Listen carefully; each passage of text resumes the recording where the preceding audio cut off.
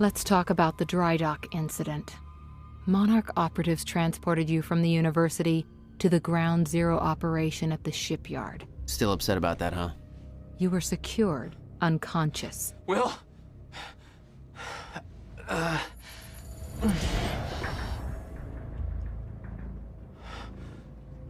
Liam Burke went to retrieve you, and you were gone.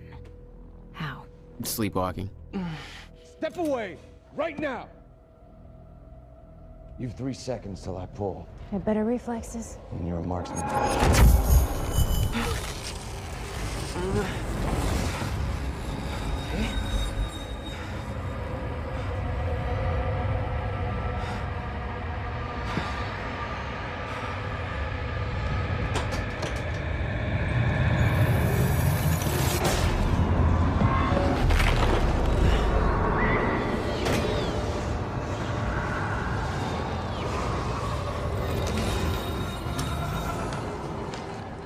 We know Beth Wilder assisted you in some manner. Then I'm guessing you know the rest. No, because everybody who saw what you did next is now dead.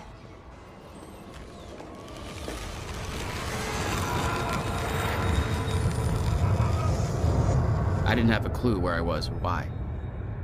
Never questioned it because it didn't feel real. Still waiting to wake up.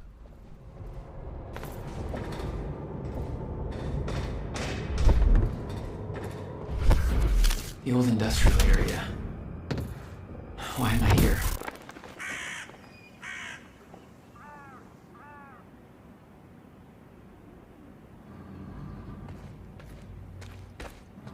Only way forward.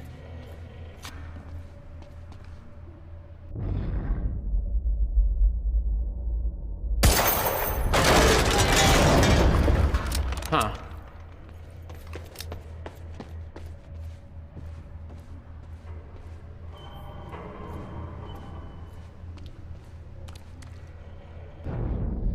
Well, that's weird.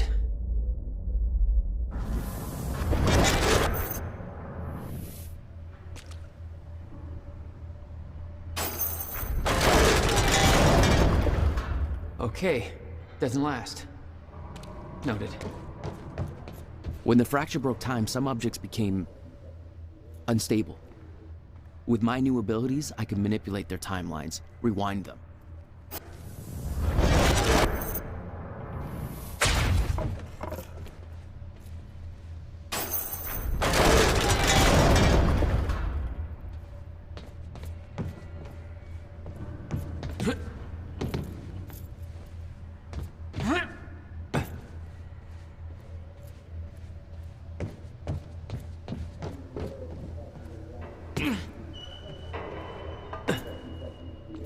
Still no word from Burke on Jack Joyce's position. Very well. Ready a chopper for me at the dry dock. I'm heading to the island. Roger. We'll have the chopper. Seeing Paul's face on that screen, it was some kind of sick reminder.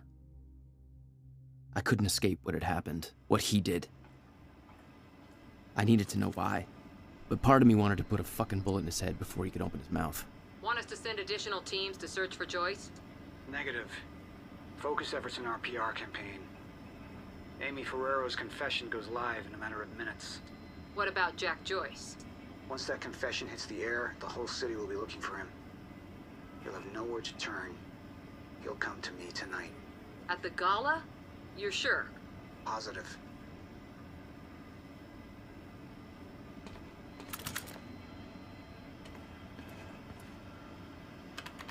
October 9th, 2016, 7:03 a.m. From Charlie Wincott, Monarch PR Plan. To Ground Zero Op All. Hey, Jarheads. Just got word from Martin Hatch. Apparently, our almighty overlord, JK, Paul Serene has given the green light to our PR proposal. We're implementing a broad PR strategy to deal with the public reaction to the university operation. That means that you will all be working with me directly for the next several hours, whether you like it or not. That's directed at you, Dave. First up, news broadcast. I've skimmed through the list of witnesses pulled from the university and marked the best candidate to deliver our false confession, Amy Ferrero. Perfect mix of hot and sad puppy. Media will eat her up. Green screen and recording equipment are being prepped as we speak. Time is of the essence. I need that video shot and delivered to me within the next half hour in order to get it to media in time, so get her ready for her 15 minutes of fame. We're going to be pinning all this on Jack Joyce, that wacky little domestic terrorist rascal. Somebody needs to take the fall, right? The device that Monarch stole from the university, but Charlie isn't allowed to know any further details about due to his security clearance, has been airlifted to the Ground Zero operation. I'm arranging covert transport to its final destination at Monarch Tower. I'll be your eye in the sky, monitoring traffic to make sure the route is clear. Also, I want my security clearance upgraded once this shit calms down. Level 4? Bullshit. Still searching for Joyce. Transport disappeared after entering the Ground Zero perimeter, digging through our hundreds of camera feeds to see if anything comes up. Even if we can't locate him ourselves, it's not like Joyce can go anywhere without somebody spotting him once Ferrero does her thing. Liam Burke is leading the search party on the ground. $5 to anybody who can make Burke smile. That's all for now. The brain to your bronze, Charlie. Monarch's PR strategy poster. Monarch Solutions. PR contingency plan. University campus operation. Media control. Team leader, Charlie Wincott. IT security specialist. 1. Amy Ferrero. Confession video. Admission of guilt. Sympathetic. Protest takes the blame for library incident. Blame shifted to protesters. Build up protest leader with criminal background, Jack Joyce. Keywords: terrorist activity, lost control, dangerous criminal. 2. News leak, confession to media. Push emphasis onto protest to focus questions. Monarch stopped terrorist attack. 3. Fear tactics, build witch hunt. Public focus on searching for Jack Joyce, terrorist. Threat containment. Team leader, Liam Burke. Monarch security. 1. Find Jack Joyce. Joyce transport, last seen entering Ground Zero perimeter. Never arrived at rendezvous. Missing. 2. Insider suspected. Someone is helping Jack Joyce. Find and terminate. Long-term strategy. Team leader, Martin Hatch. Security officer. 1. Monarch Island. Annual Gala. Send invitations to all lifeboat participants. Paul Serene speech, 8:30 p.m. Reveal CFR to reassure investors. 2. Lifeboat protocol test, December 9th. Details classified. 3. Chronon Tech, Phase 3 rollout. Invite lifeboat participants. Dr. Sophia Amaral tech demonstration. New juggernaut plating. Chronon harness, civilian prototype. Weapons demonstration. Invite lifeboat participants. First weapons tests on chronon saturated individual. Dr. Kim Lab have specimen ready.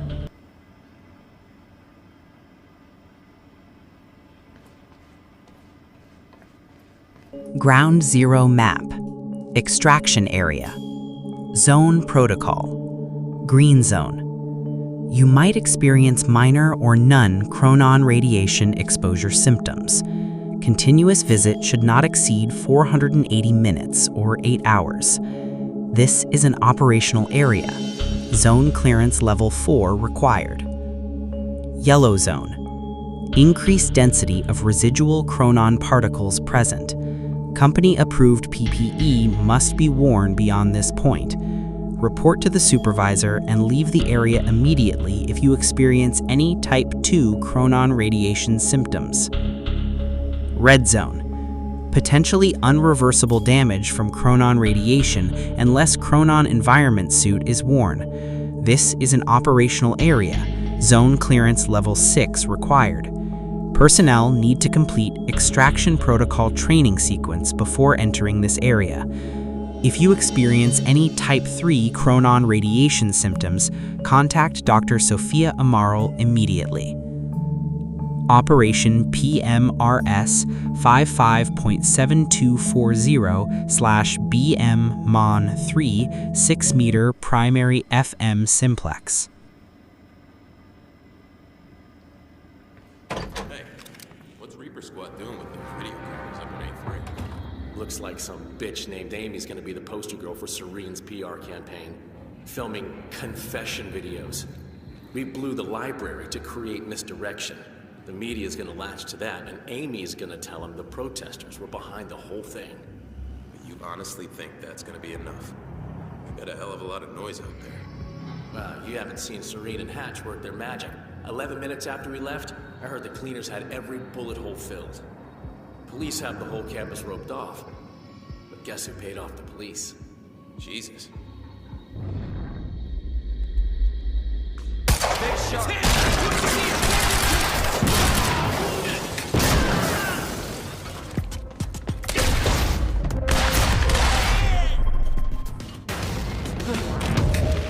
Fine. That's for Will.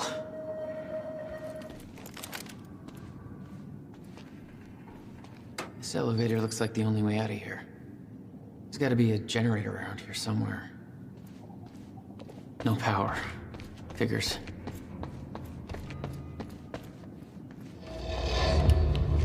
There we go. The hell is that?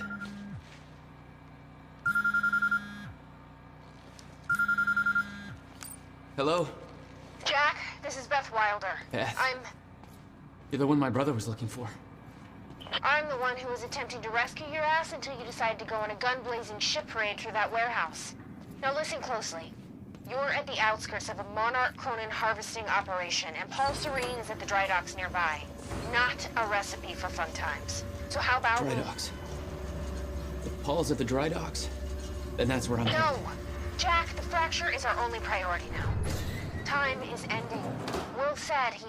Will's dead. My best friend came back a goddamn monster. He knew this would happen. He prepared for it. Paul's the key to understanding all this, and I'm gonna find him. We both know that if you find Serene, you're not gonna be asking questions. Think this through.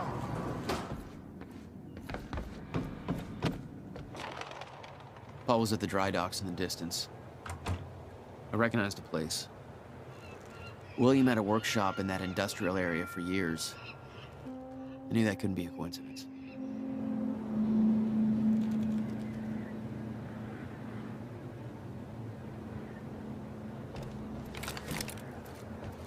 I did what you said, okay? Please. Please just let me go. You did good, Amy. Broadcast just went out, but Hatch wants a follow-up confession. You got the script? Yeah, this one's more reflective. Like, wish we could undo what we done sort of deal. Dave will feed you the lines. Dave? You're using your names. You're not letting me go, are you? You're never letting me go. Please. I didn't do anything. I just... It ain't fair, right? So use that on camera. Protest got out of hand. Thank God Monarch was there to save us. No. I'm not doing this again. You're not letting me go. I'm not gonna do this. Are you fucking sure about that, princess? Not the time to play hero. Stay on side, we all go home. Hey, maybe pay those student loans of yours. I'll give you a minute to clear your head. Obviously you aren't thinking straight.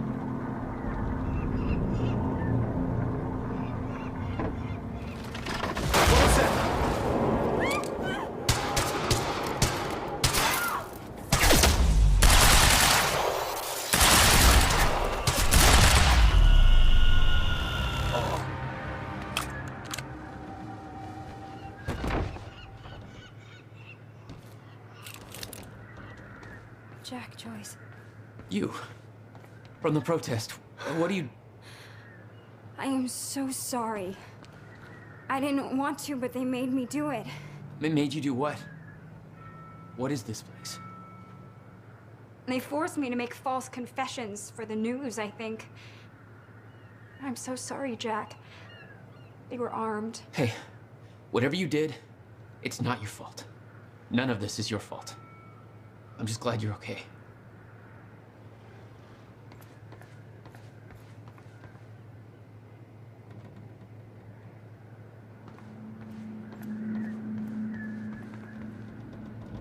October 9th, 2016, 7:22 a.m. From Paul Serene.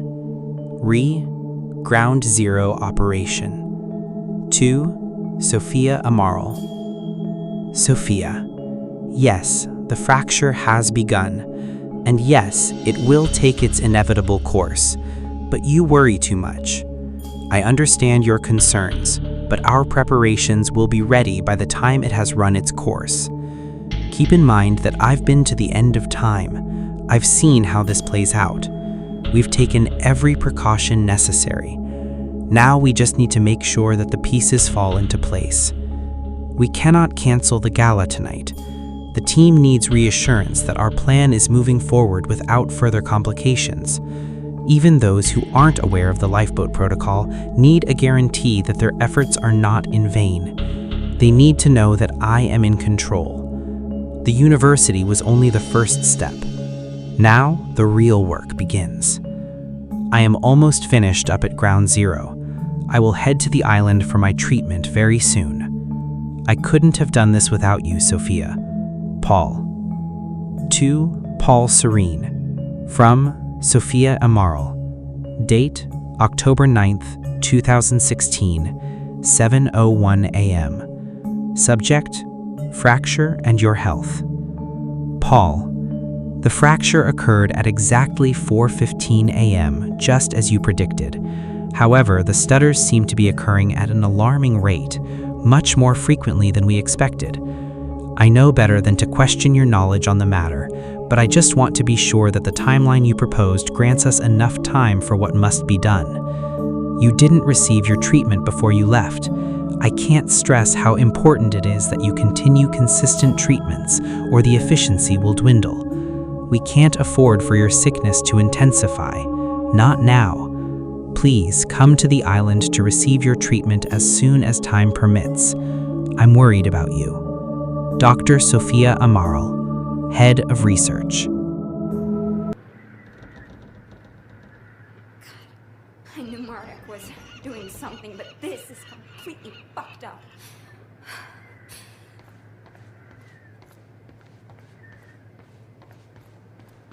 Listen, I need to get to the dry docks. Do you know the way?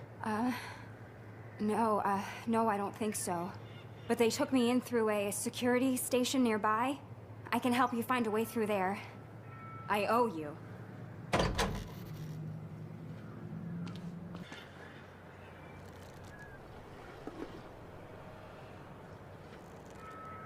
The security station is right over there.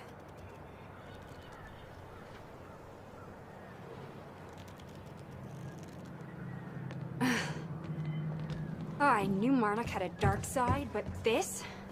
They're controlling the entire media, everything. They can't cover this up. It's too big. They can, trust me.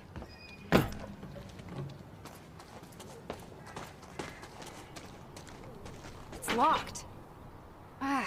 Okay, there must be a gate control around somewhere. Yeah, I'll check. Monarch's twisting the story for the media, claiming the protest went hostile and that we detonated the library. They're blaming you, Jack. I'm Paul's scapegoat. This isn't good. Once that newscast goes live, the whole city is gonna be against you. Nobody's gonna have a clue what really happened. Do you think the others are okay from the university? I have no idea. They told me they were sent home, but I don't know what to believe anymore. Hey, it worked. It's not holding long. I don't think you're fast enough. That can be fixed.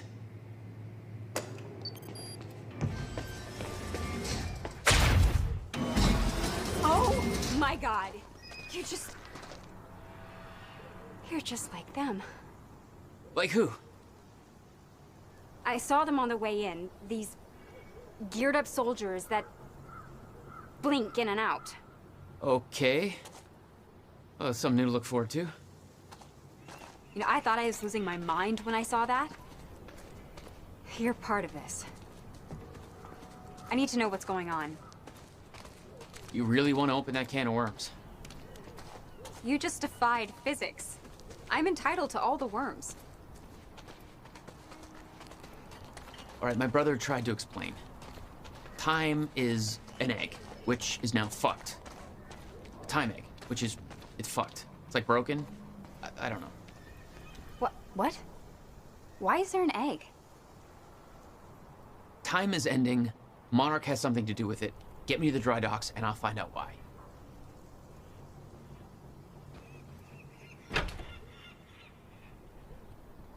Maybe you can climb through that open window on the second floor? Yeah, that should work. Wait here.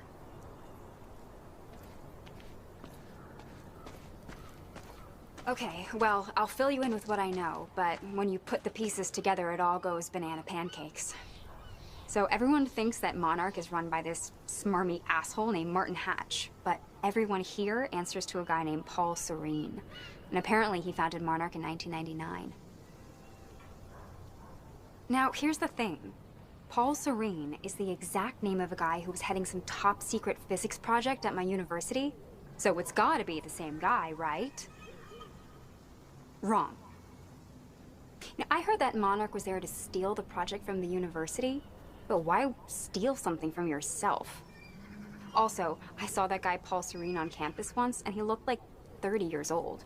So if he started Monarch in 1999, that would make him 14.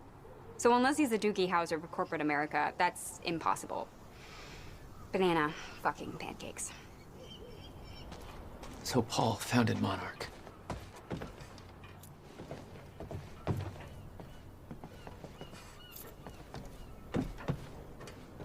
Need to get up to that open window. That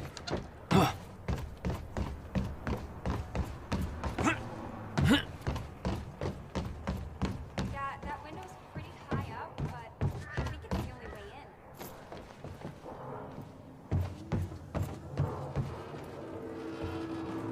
in. How about that?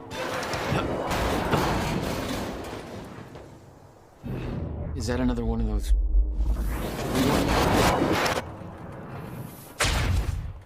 I'm starting to get the hang of this. What do you think? All right, that's it. That window, Jack? Made it. Now to get to that door.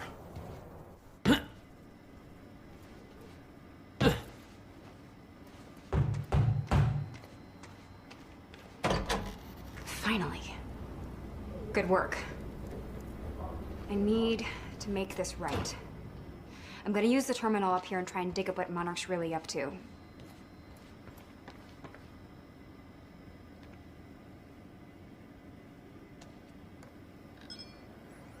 Ferraro, an eyewitness on the scene. Amy, tell us, what is going on here? There were people from our group who took things too far. Shit. Things got very violent. I'm so sorry, Jack. They forced me to do it. I know. Because of Jack Joyce. There's nothing you could have Sounds done. like a terrifying scene down there. We really That appreciate map over your there should help you bravery figure out going a on route. record to speak out against what appears to be such a dangerous person. Ground Zero. That's the same area my brother used to have his workshop. I may have to pass through there to get to Paul. Paul? As in Paul Serene? That's why you're going to the dry docks. October 9th, 2016, 8:21 a.m. From Gil Kenstrew, re Jack Joyce. To Ashton Levy, Gil Kenstrew. It's all rumors and conjecture from what I hear. I wasn't at the university op, but there's no way Jack Joyce took out all those guards. He's just some random guy, not a trained assassin.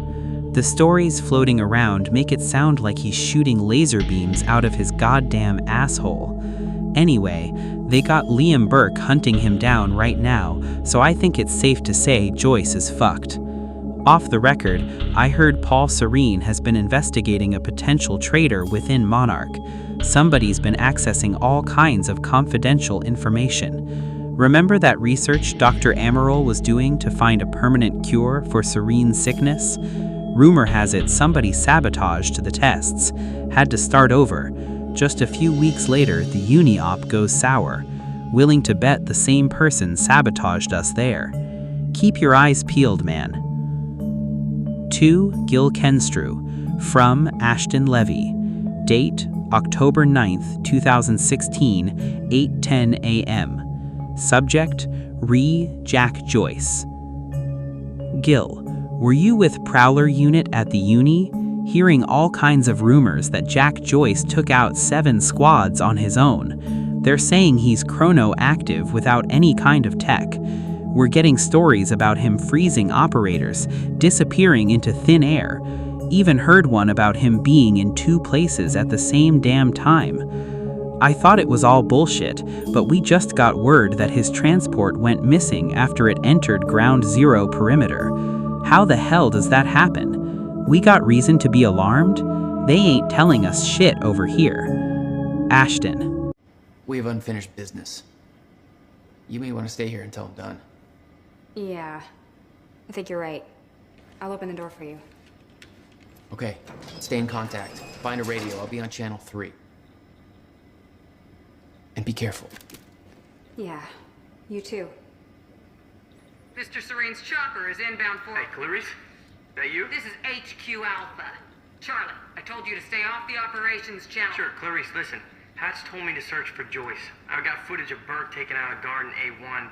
Back of Monarch truck was left open. Now I'm checking Seriously, cameras in don't worry A3 about and guards are either sleeping on the job or, you do know... what you need to do. Not sleeping. You know what I'm saying? Catch my drift? Joyce.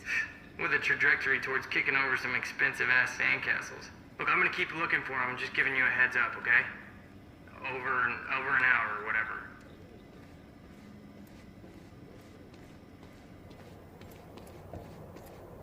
Still no word on Joyce's location. Yeah, I heard his brother scream like a bitch when he died. When he shows his face, I'll make him do the same. Son of a... Did I scream? My powers were unpredictable. They kept growing by leaps and bounds.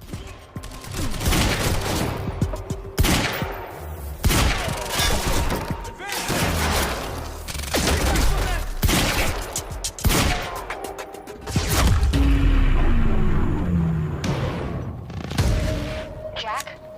I found a radio. You okay? I'm still kicking.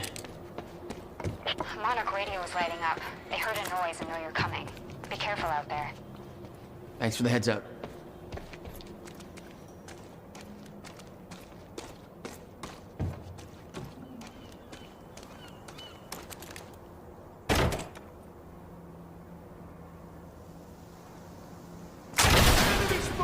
Oh, great. Shotgunner advancing on hostile! You want to talk this out?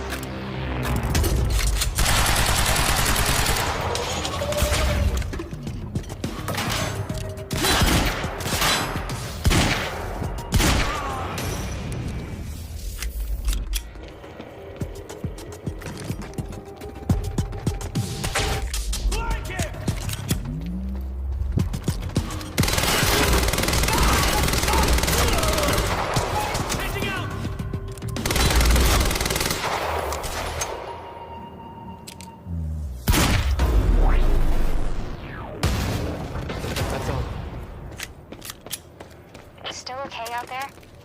Yeah. Any idea where I go next?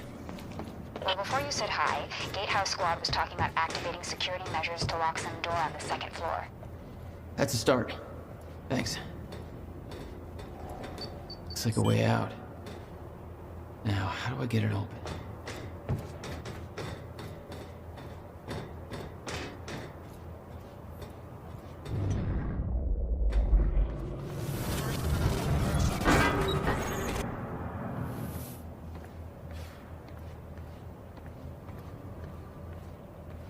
Jack? The Husky lady on Monarch Radio seems to be unable to reach Gatehouse Squad. Remember the geared-up soldiers I mentioned who do the teleporty stuff you do? Yeah. October 8th, 2016, 7:10 p.m. From Charlie Wincott. Forward, Monarch Concerns. To Martin Hatch. Mr. Hatch, I've been monitoring company email servers and found something interesting. Just thought you might want to know that your golden boy has been a bit snoopy as of late. Attaching his email below. To Beth Wilder. From Liam Burke. Date, October 8th, 2016, 5:10 p.m. Subject, Monarch Concerns. Beth, I'm starting to grow suspicious about what's going on here. I have a hunch you feel the same way. I've been allowed a lot of freedom to come and go in my position, but it comes at a cost of very low clearance. Most members of the team know something I don't, and they're not eager to share. Tomorrow's operation is more than a simple retrieval mission. There are dates and times marked with detailed events that are expected to come to pass. I've seen charts with fracture 4:15 a.m. labeled. It's way too much detail for a plan. It's like it's all been mapped out. How? Something big is coming. I can feel it. They told us our directive is to protect our world from dangers that lie ahead. If that's so, then why do I get the feeling there's something coming that we're doing absolutely nothing to stop? And if everybody else knows this, then why the hell is nobody acting on it? I can't sit back and watch if there's even a chance that this could put Emily in danger. I need to know more. Serene won't answer my messages. Hatch is a closed book. I'm hoping you're an open one. Apparently they're intending to say hi back with a grudge. So there's that. Regarding some kind of chronon particle harvesting operation. I'm not sure what that means, but I'm looking into it. Keep you posted. Joyce just took out Gatehouse Squad and you still don't have eyes on him? What do they pay you for over there, huh? Charlie, just tell me where he is. Do I hear please? Charlie? Warehouse B4. Better hurry. Storehouse 1. You heard him? Move in. Hey, just turned off security. Uh-oh. Jack, they're coming your way.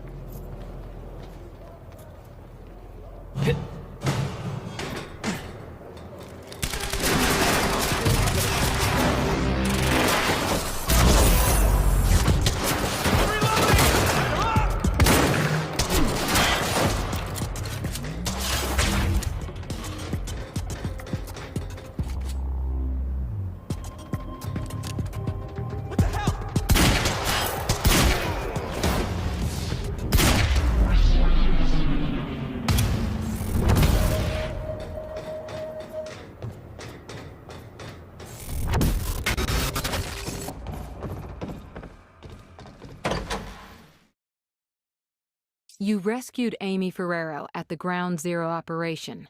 We know that she downloaded classified Monarch documents. Documents regarding our plans, the CFR, the lifeboat protocol. We believe you're in possession of these stolen files. Monarch framed me. Made the entire city believe I was a terrorist to cover up their tracks. I figured the world might want to know the truth. You never released the documents to the public. Well, depending on how this conversation goes, that could always change. Don't make me grumpy. October 9th. Liam Burke fucked the rescue operation. Put him on the trail of the lifeboat to buy some time, make sure he didn't find out what I'm really up to. Jack's gone. Disappeared while I had a goddamn gun to my head. Tried to contact him, but he's out for blood. Dealing with goddamn amateurs. This isn't how this was supposed to go. She never told me the fracture would start at the university. I could have stopped it, avoided all of this. Why didn't she warn me? She knew that this would happen. Why the hell didn't she warn me? Jack? Yeah. I did some digging. This chronon operation is harvesting some kind of fuel. It's used to power a device called the CFR. Ever heard of it? CFR? No, what is it? Not sure. But it looks like it's at the center of everything Monarch's doing. The thing they stole from the university, this operation, Everything's linked to the CFR somehow. What the hell is Paul up to?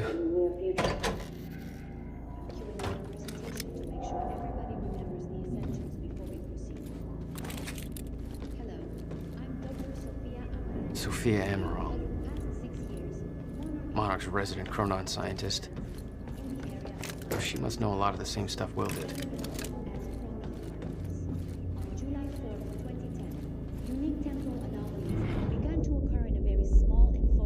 Weapons free!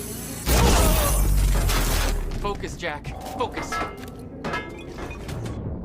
This resulted in extremely dense emissions of... Keep shooting!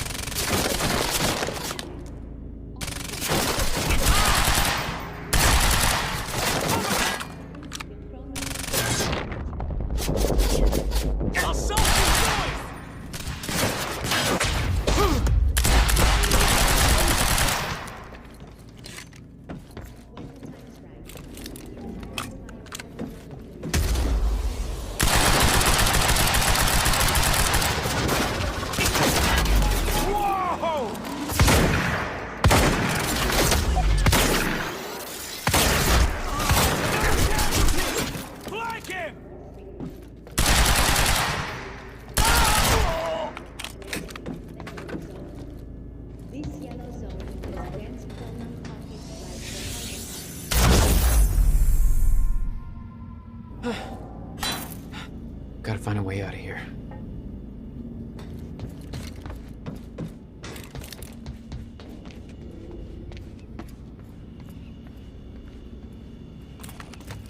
No clear exit down here. May have to head upward.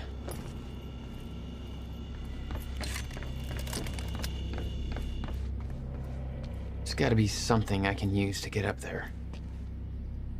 From Sophia Amaral, Chronon Tech Phase 2 Milestones. To Monarch Chronon Research Personnel. Sending a quick email to make sure that all divisions of the Chronon R&D department are on schedule. As you know, Monarch will be moving to Phase 3 on October 9th upon completion of the university operation. High-level milestone deliverables for Phase 2 are as follows. Ground Zero Harvesting Op. By the end of Phase 2, we expect to have officially harvested enough chronon particles from the Ground Zero operation to fuel necessary chronon tech indefinitely. Access to the red zone should be completely prohibited from this point forward. All harvesting equipment will be dismantled and returned to Monarch Tower during Phase 3. CFR Research.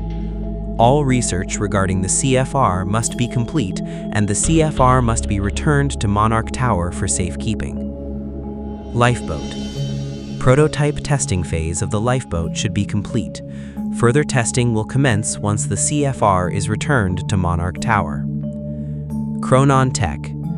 Alpha build tech must be complete for all armor and weaponry. Beta tech will commence during Phase 3. Dampener must have reached approved proof of concept deliverables. Please read the milestone booklet to make sure all departmental deliveries are achieved. Dr. Sophia Amaral, Head of Research.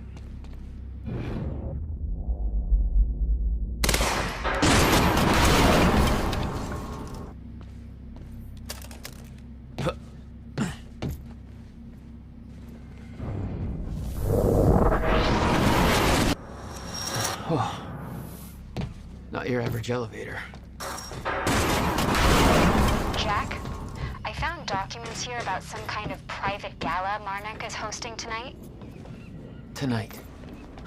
After everything has happened? It has something to do with their future plans. Serene's delivering a speech, and the guest list has everybody from Monarch higher-ups to big-shot scientists to the mayor of Riverport, which raises the question, why now? I don't know, but I'm gonna find out.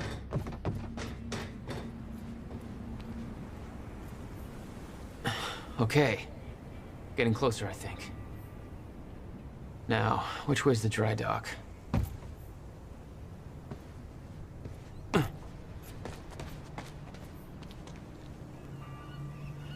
Okay.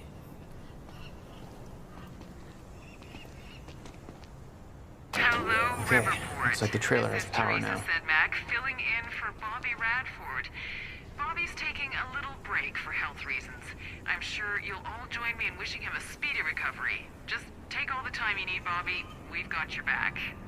Now, not to get too serious on you right out of the gate, but here's the latest on the awful tragedy down at Riverport University.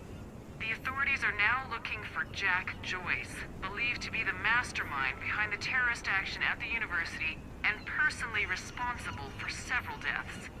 Details are still scarce, but it's believed Joyce's own brother, William Joyce, is among the dead. Little about Joyce is known yet, but given the actions of the activist group he was part of, it is now clear that allowing the anti-corporate protest to continue has backfired at a great human cost. Joyce's current whereabouts are unknown. Fortunately, security personnel from Monarch Solutions were on site and managed to intervene, saving countless lives. We'll keep you updated as this story develops. And now, some music.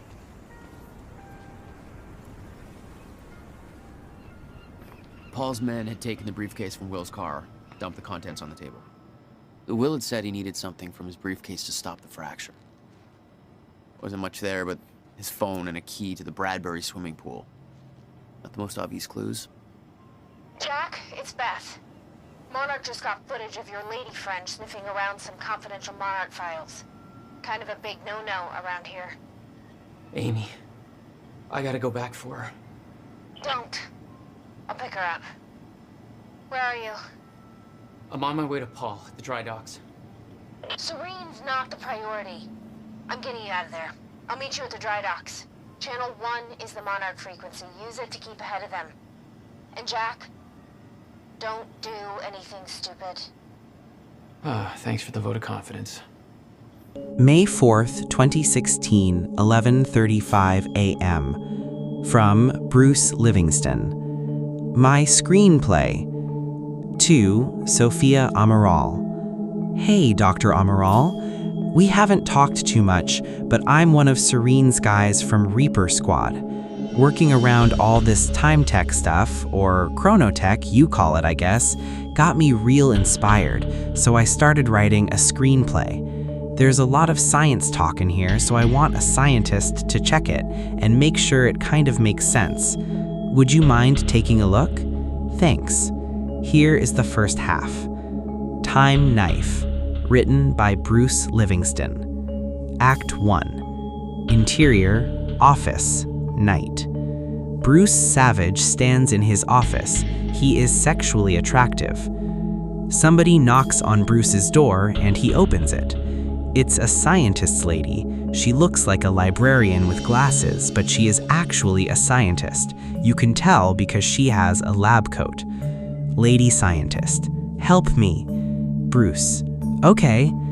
Lady Scientist, take this knife because some bad apples are trying to steal it, and it is very important. Bruce, okay. Lady Scientist, what is your name, handsome? Bruce, I'm Bruce. Let's shake hands. Bruce and Lady Scientist shake hands. Lady Scientist, wow, you almost broke my hand with that handshake. You are definitely a tough guy. She is impressed with Bruce's strength. She looks at his large biceps like they are delicious pieces of ham, but she doesn't want to eat them. Lady Scientist, here is the knife. The Lady Scientist hands Bruce the knife. It looks mostly like a knife, but also like a time machine, because it is both a knife and a time machine, but Bruce doesn't know that yet. Goons break through the windows and shoot the scientist's lady. She dies. Scientist's lady, avenge me. Bruce, okay. Bruce kills the goons with his legs by doing lots of kicking at them. They are dead real quick. Bruce, looks like I got a leg up on you guys. The audience probably laughs here, so Bruce waits to deliver his next line for around 5 seconds, so everybody has calmed down. Bruce, what is so special about this knife? Bruce stabs the knife into his chair. The chair disappears. Bruce, the chair disappeared. He looks at a picture on his wall, which is a big photograph from 1932 with lots of people from 1932 in it. Bruce's chair is in the picture. Bruce, interesting. My chair traveled back in time to 1932 when I stabbed it. When I stab things, they travel through time. That explains why this knife looks like a knife, but also like a time machine, because it is both. Bruce's real goofy friend from across the hall runs into the room. He trips on something on the floor. His name is Slabo. He isn't as fat as his name sounds. Slabo. Ah, yeah! That is Slabo's catchphrase, and he says it in a real funny way. Scientist lady. Bruce, you saved my life. The scientist lady was only faking being dead. Scientist lady. Are you married? Bruce. Only to my job. Scientist lady. I find that attractive, but also respectable. She kisses Bruce's cheek. Slabo. Ah, what about my cheek? Ah, man. That is Slabo's other catchphrase, which he says in a different but equally funny way. Bruce waits a few seconds for the audience to stop laughing before speaking. Bruce. Wait, those lips were man lips, not woman lips. Bruce pulls off the scientist lady's wig. She is actually Bruce's boss, Paul Marine. Paul Marine is a douche. Bruce. My boss, but why? Paul Marine. I wanted you to kill those guys because they wanted me dead. I knew you were real tough so you could kill them easy, but I don't respect you as an employee, so I always make you do the shitty jobs even though you've been working at my company more than most of the other guys and are real smart. Also, I don't like you because my girlfriend finds you sexually attractive. Bruce. Now I understand. Paul Marine. Give me my time knife back. Paul Marine snaps his fingers and 73 goons surround Bruce. Paul Marine. You can't kill 73 goons, so just give up. Bruce. I don't have time for this. Bruce stabs himself with the time knife and disappears. Slabo. Ah, yeah! He time traveled using the time knife. Bruce opens the door. Now he's twice as jacked. Paul Marine. You're even more sexually attractive. How is this possible? Bruce. I stabbed myself and traveled to the past, then trained in all kinds of martial arts to become even stronger. I also strapped explosives into everybody's boots in the past, so that when I press this detonator, you will all explode.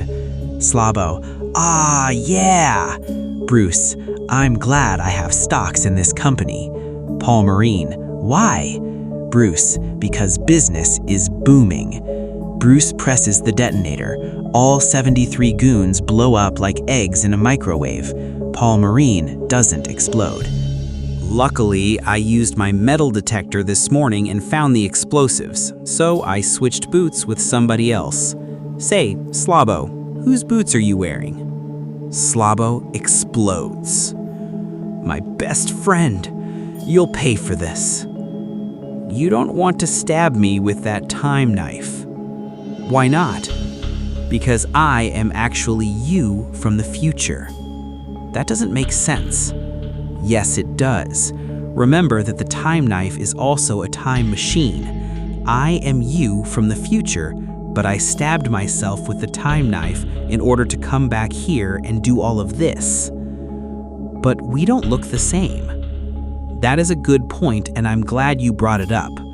First, I time traveled 700 years into the future to a time where humans have created advanced technology that allows surgeries that completely change people's faces and bodies. I had this surgery performed so that you wouldn't be able to recognize me, but I am actually you in disguise. I can prove it because I know many things about you. Like what? I have a birthmark on your left ankle. I do have a birthmark on my left ankle. I'm starting to believe you now. You should, because even though I have a new body, I kept that birthmark on my ankle so that when I met you, I could prove that I was actually you from the future. I will show you. Paul lifts up the left leg of his pants, but there is no birthmark. Instead, there is an ankle holster for a gun. Paul pulls out the gun and aims it at Bruce. I was lying this whole time. I'm not actually you. I was just saying all of that so that I could get my gun. Son of a bitch. Also, in the future, I melted the time knife and turned it into bullets.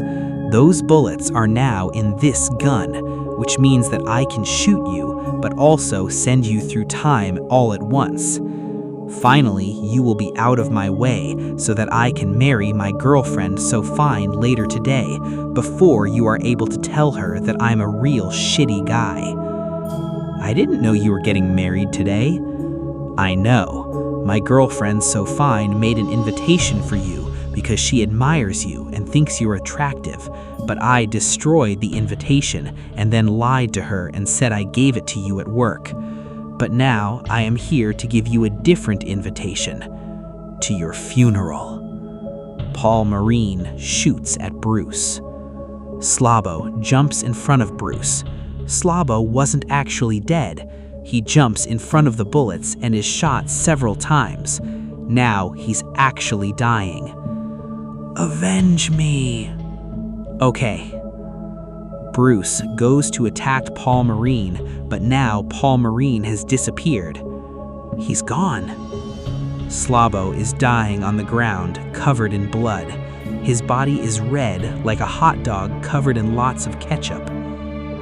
You must stop the wedding. You are totally a better guy and clearly more attractive than Paul. You should be dating his girlfriend so fine. Slabo dies. Bruce just sits there next to Slabo for a while because many people will be crying at this point. He eventually gets up. Looks like I'm going to a wedding, after all. He holds out the time knife. Somebody's gotta cut the cake. Cut the cake means he's going to kill Paul. The audience will understand because of the way the actor says it. It's a real intense moment. Bruce puts on his shades. End of Act 1. Amy, you okay out there? Shit. October 9th, 2016, 7:41 a.m. From Martin Hatch. Next steps. To Clarice Ogawa. Nothing changes. We move forward. The university fallout was a setback, but we can use these complications to our advantage. Paul is focused on Phase 3 of the plan. He is questioning if there are traitors within Monarch, but I am confident that he does not know where to look for them. I will make sure to shift the blame elsewhere. The gala is going ahead tonight. That is when we make our next move. You take care of the preparations. Make sure Dr. Kim's lab is ready for detonation. I will make sure that Paul is sufficiently distracted as to not question our involvement. To Martin Hatch. From Clarice Ogawa. Date October 9, 2016, 7:32 a.m. Subject: Next steps. The university operation gathered far more attention than we expected. How does this impact our agenda moving forward? I'm concerned that Paul Serene will be paying closer attention to our actions. Perhaps we should delay making our move until things calm.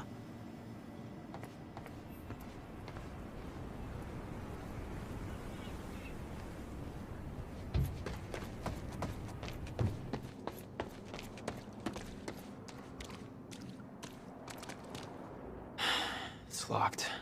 There's gotta be another way to get through here.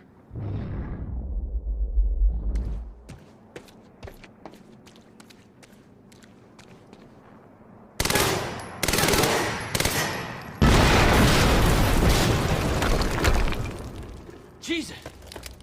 Close one. HQ, we just heard an explosion near the harvesting perimeter.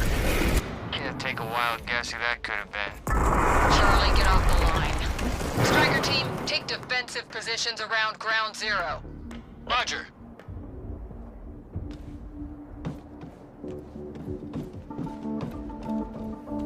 I recognized Will's workshop as soon as I saw the old billboard on top.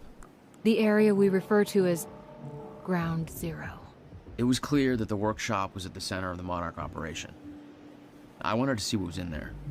And it seemed to be the only way to the dry docks and Serene. Got the word. Safeguard squad's checking out that explosion. Striker team is establishing a defensive perimeter. Hostile! Give up.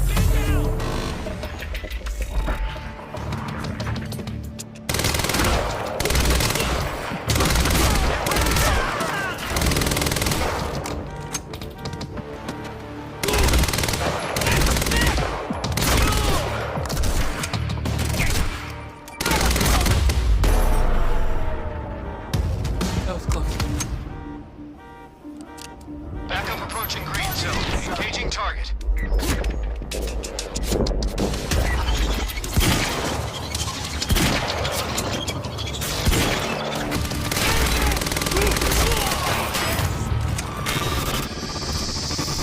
Striker 1, we're experiencing signs of incoming stutter. Safeguard, I want Joyce contained before that stutter hits. It's that Joyce!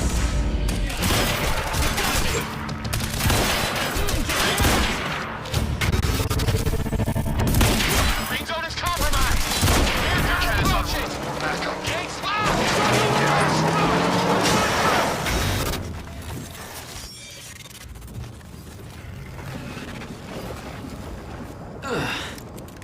Nice driving, guys.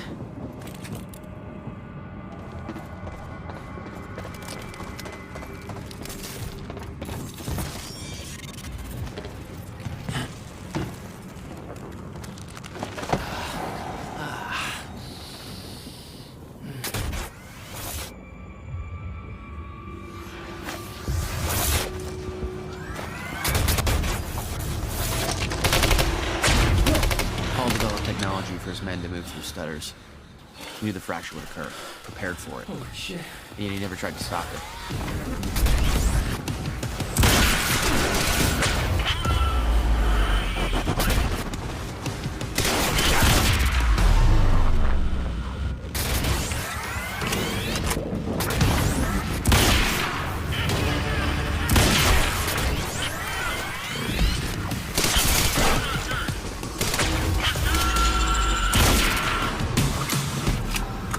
Will never told you what he did in that workshop? At Ground Zero? No, never. He hid that part of his life from me.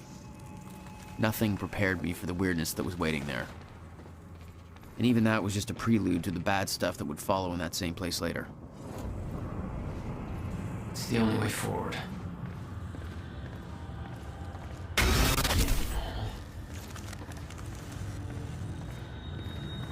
Absolutely no entry. Well, I'm pretty sure that's more of a guideline than a rule.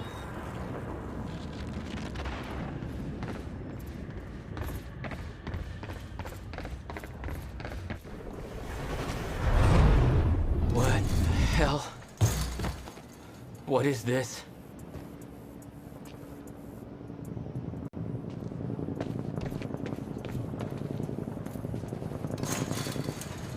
What the hell?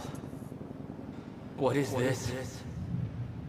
That already happened. What the fuck?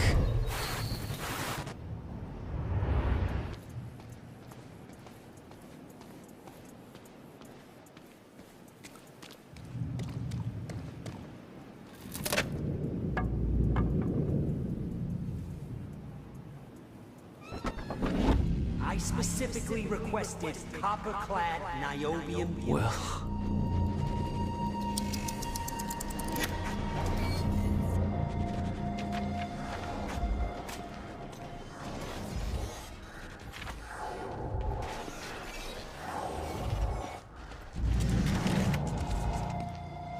There's no words to describe it. Will was gone, but he was all around me. This entire secret life he'd never talked about, everything he tried to protect me from, it surrounded me. A puzzle, trapped in broken time.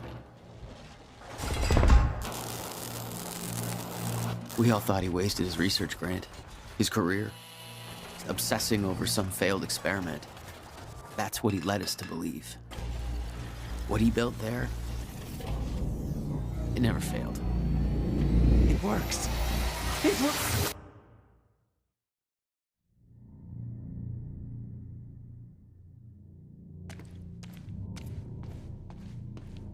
Need my grant extended another year. Please, don't do this. Hello.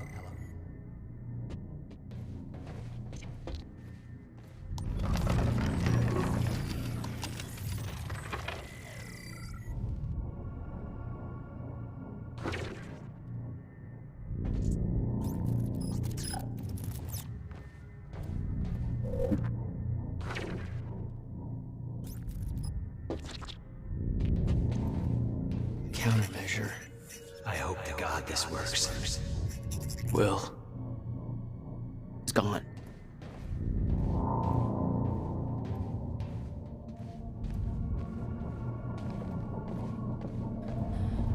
Come with me. I can survive this. You're the only other one who's seen what I've seen. Don't. Give me the device.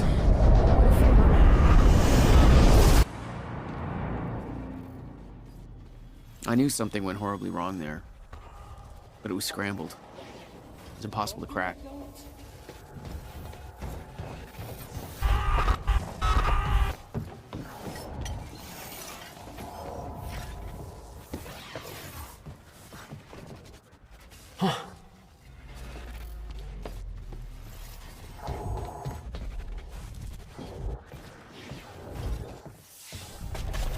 was overwhelming. Every unanswered question I had was compounded by what I'd seen at that workshop. The events at the university were part of something much bigger. Something that had started 17 years ago.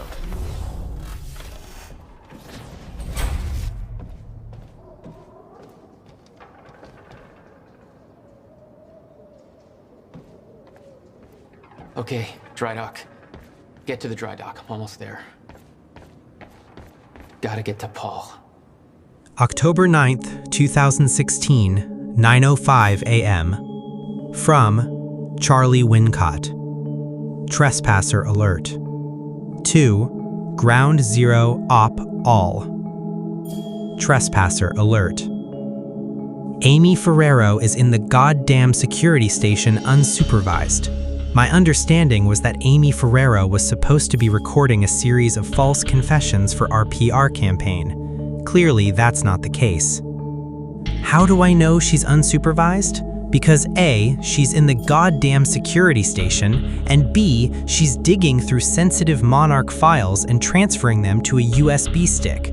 No big deal, just, all of Monarch's secrets. Radio alert is already in effect. Converge on her location immediately. Do not let that USB stick leave this operation. Oh, and remember Jack Joyce, the guy you were supposed to stop from turning our entire operation into a clusterfuck? Maybe get on that while we still have an operation left. Can you just act like this was your natural environment? Like a high school locker room, and he's the kid who can read a full sentence without moving his lips. Just fuck him up.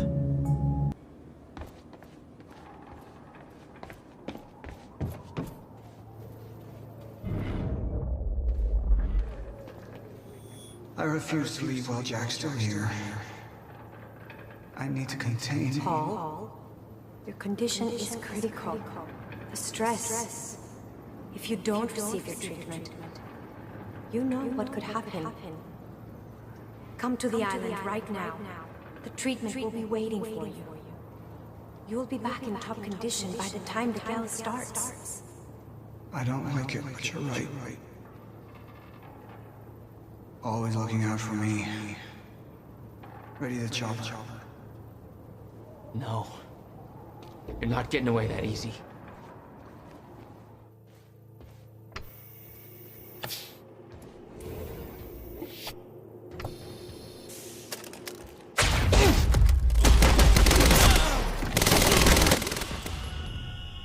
There was something wrong with Paul. Chronon syndrome. He'd had his powers much longer than me. What was the cause? Was I sick as well, or was it his time travel? I didn't know.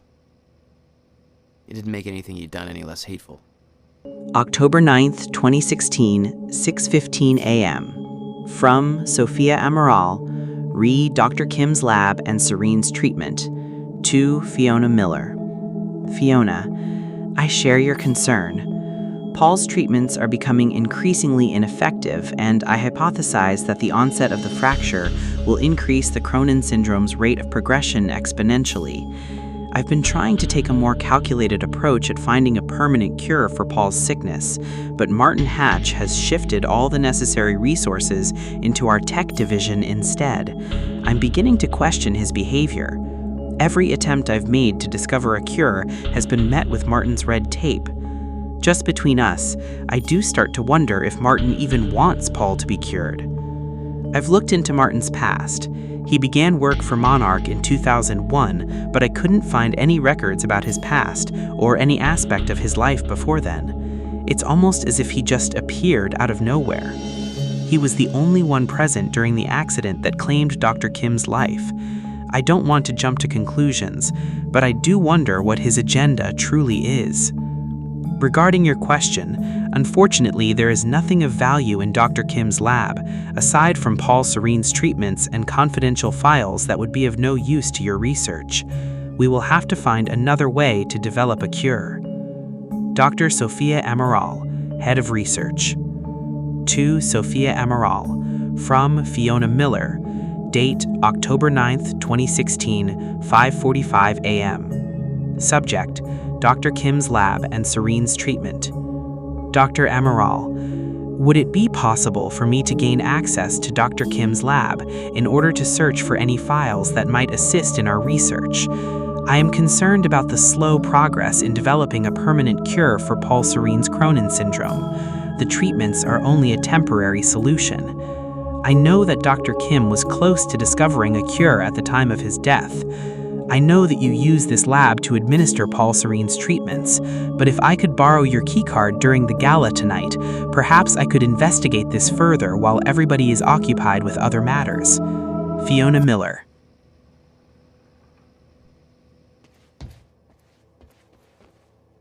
The Sudden Stop, the final Alex Casey novel by Alan Wake. This copy is signed by the author and dedicated to Emily Burke.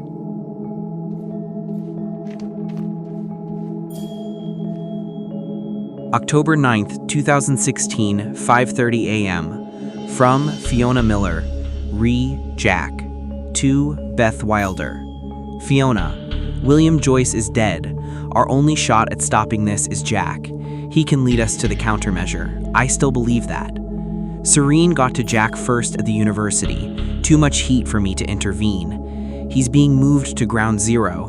I'm following the convoy there and will rescue him once his transport is past security checkpoints. Not going to be easy, but it might be our only shot. Keep Charlie Wincott distracted so he's not looking over the security feeds. My cover won't last much longer. You need to be my eyes on the inside. I agree, you should check into Dr. Kim's lab and let me know what you find. I know gaining access will be difficult, but with the gala tonight, you might have a window, might be able to steal Dr. Amaral's keycard. I will contact you once I'm on the other side. To Fiona Miller, from Beth Wilder. Date October 9th, 2016, 5:22 a.m. Subject, re Jack. Beth. They're saying that William and Jack Joyce have both been detained. Did you manage to get to William first? Did he reveal the location of the countermeasure? You said you could get Jack out of there. What happened? Interesting developments over here. With the team focused on the university op, I managed to dig through an old email correspondence between Paul Serene and Dr. Kim.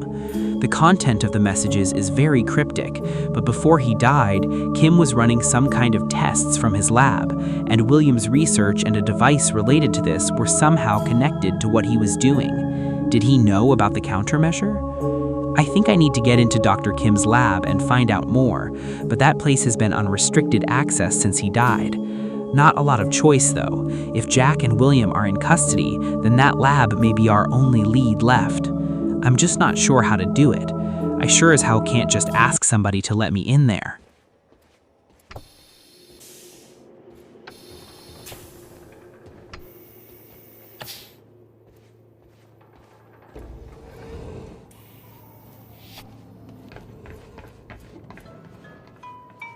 Yeah. Jack, you have to understand that Will forced my hand. What the hell happened to you? There's no use fighting. You killed him! I'll explain when the time is right. You'll meet me tonight at the Monarch Gala. Gala? Time's ending and you're having a fucking party. Because when time ends, my plan... We do this now. I'm not meeting you at... Yes, you are. I've already seen it happen.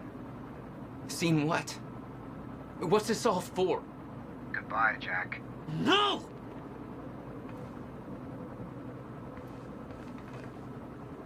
October 9th, 2016, 8:51 a.m. From Clarice Ogawa. Re. Liam Burke's status. To Martin Hatch. Sir, given the very recent events at the dry docks, I now see exactly what you mean. Clearly, you were right about Burke's loyalties being more fickle than they appeared. Of course, we have plenty of unanswered questions about how it came to this. To begin with, I don't see why Burke would be involved with Joyce. There's no way he did it out of some kind of an altruistic urge. There has to be more to it. We know Burke didn't divert Joyce's transport, since whereabouts at that time are accounted for. So there has to be somebody else involved, too. I'm looking into it. To Clarice Ogawa. From Martin Hatch. Subject: Re. Liam Burke's status. Date: October 8th, 2016, 9:47 a.m. Clarice, I understand why you consider Mr. Burke an asset to our future plans. Unfortunately, while he is an exceptional individual, he is less suitable for the kind of duties you have in mind than may be immediately obvious. I'll explain. Yes, he's been trained as a striker, but Mr. Burke was disqualified, and for good reason. The men we have chosen to be strikers have strict physical requirements, a certain moral flexibility, and the kind of killer instinct you have to be born with, cultivated to a fine degree, a ferocious knack for survival. Mr. Burke certainly has those qualities. He wasn't disqualified from the striker program because he lacked them, or because he couldn't wrap his head around the technical aspects of operating the technology. In fact, his performance was exceptional. So I fully agree with you that he's an impressive operative, but strikers by their very nature have to be made aware of Project Lifeboat and its purpose, at least on a general level, and that means they have to be able to accept its implications. Unfortunately, Mr. Burke has a deep attachment to his wife, and the fact is that even if we brought Mr. Burke in, that wouldn't guarantee a spot for her in the program. To be blunt, we don't need any more nurses, and we're already at capacity overall. We need Mr. Burke, but we don't need his wife. Mr. Burke would never accept that, particularly now that Mrs. Burke is pregnant. Therefore, it's vital that he doesn't understand the nature and scope of the threat we face. As for having him play a role in other aspects of future developments, I suspect that despite his seemingly amoral nature, Mr. Burke may have other qualms he's not consciously aware of. If he ever has to make a true choice between conflicting loyalties, he may take a stand on principle and elect to act against his own best interests. That's not a chance I'm willing to take. To Martin Hatch. From Clarice Ogawa. Date: October 7th, 2016, 8:01 p.m. Subject: Liam Burke's status. Sir, I've been thinking about Liam Burke. I know you've worked closely with him for a while now, and he's been useful, but there are assignments we can't use him for because of his insufficient security clearance. For instance, having to keep him in the dark about much of what will happen at the university, about the Stutters we're expecting, about where it'll lead, makes him a far less effective field operative than I'd prefer, and causes quite a bit of logistical difficulty, given that he's still going to be part of the operation. And frankly, it feels like wasted potential. I'd like you to consider the possibility of bringing Burke into the fold. He's completed most of the striker training, and even though he didn't finish the program, he made an impression on me as a tremendously capable asset. His service record is exemplary, and he has a well-earned reputation as somebody who gets things done, no questions asked. By the same token, I would love to include Burke in our long-term plans. We could use a man like him in our corner, and I could deploy him far more effectively. Let me know what you think.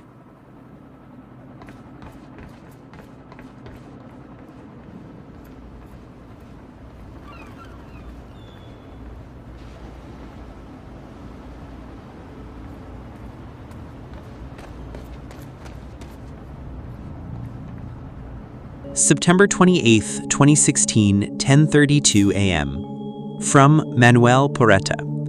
Liam Burke Psych Evaluation. To Martin Hatch. Martin, first of all, I have to again register my objection. What you are having me do under the guise of a psych evaluation is a blatant violation of Liam Burke's doctor-patient confidentiality, and the only reason I'm doing this is because you leave me no other choice. Now, I recognize that in the world to come, our current rules and legislation, even our standards of morality, may no longer be applicable, but we aren't there yet. You and Mr. Serene are placing the long-term mental well-being of hundreds of individuals in my hands, and I'm telling you right now, if they don't trust not only me, but the system that put all of us in our particular positions, there's no way we can recover from it. On to Burke. It is my considered professional opinion that the man is a bit of a powder keg. For all his calm exterior, he's under tremendous pressure. I understand your reasoning for pulling him out of the Striker program, but what you have essentially done is instill in him a sense of encroaching doom. He doesn't know the specifics, obviously. He didn't make it far enough in the program to be briefed on that, but he knows that we are preparing for a future threat that is somehow related to the flow of time being interrupted, and that there are dangers out there. Dangers that we have specifically been training the Striker units for. There are men who are content to merely follow orders and let others worry about the consequences. Burke is not one of them. He is willing to commit acts of violence without asking why, but don't mistake that lack of qualms for blind obedience. Burke needs agency. He has a fundamental need to feel in control of his life, and you have put him in a position where that's no longer possible for him. He's good at seeing patterns and drawing accurate conclusions from the facts available to him, and he has deduced, quite correctly, that he was being trained for a specific scenario that Monarch believes will happen. He is also painfully aware of the fact that if and when that scenario arrives, he will not be a part of the solution. He understands the nature of the Striker suits, that they are only useful in a zero-state situation, and he understands that in such a situation, a man without a Striker suit is essentially dead. He doesn't know about the lifeboat protocol, obviously, but if he did, he'd then also know he's not a part of it. Either way, the bottom line is that he's in a hopeless situation. He fears that the end of the world is coming, and he knows that if it does, the only way he could survive is with the technology Monarch has denied him access to. He doesn't understand the details, or even the exact nature of that end of the world, but that just makes it worse. Fear and lack of understanding breed tremendous anxiety, Mr. Hatch. He may not show it, but believe me, Burke feels it for himself and for his family. It may interest you to know that his wife is pregnant. You can understand how that adds to the pressure. To be honest, given the parameters we're operating under, I don't know how to resolve this. In Burke, you have a tremendously efficient operative, but you've put him in an impossible position. I believe he will remain effective as long as he has reason to believe the scenario he fears is imminent, but once he believes it has arrived, all bets are off. That is, unless you can give him hope of survival. But at this point, resentment and suspicion are starting to turn into paranoia, and frankly, I'm not sure he would trust either of us. And speaking of trust, I recommend you think about what I said in my opening paragraph, Martin. Our greatest challenge and greatest assets in the subjective years to come won't be technological, but all too human. Don't make the mistake seeing people as just entries on a spreadsheet.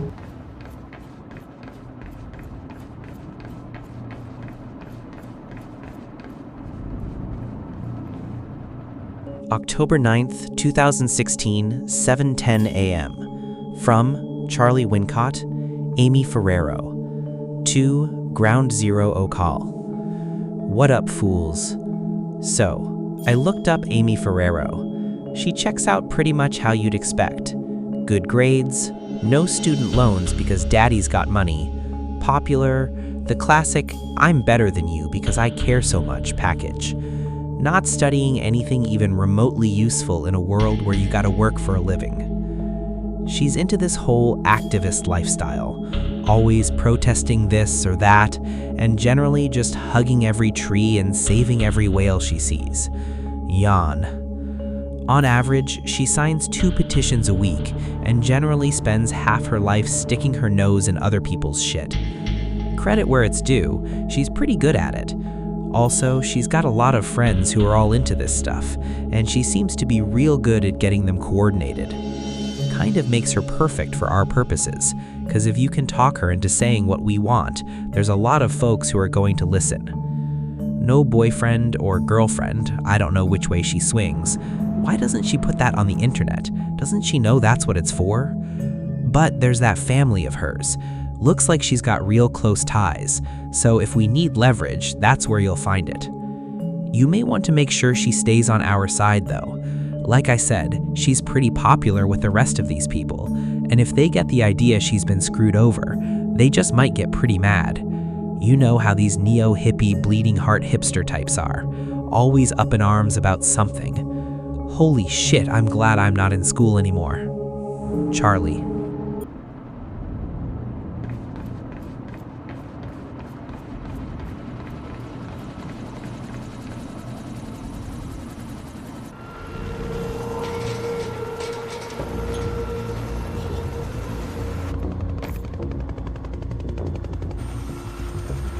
Sir,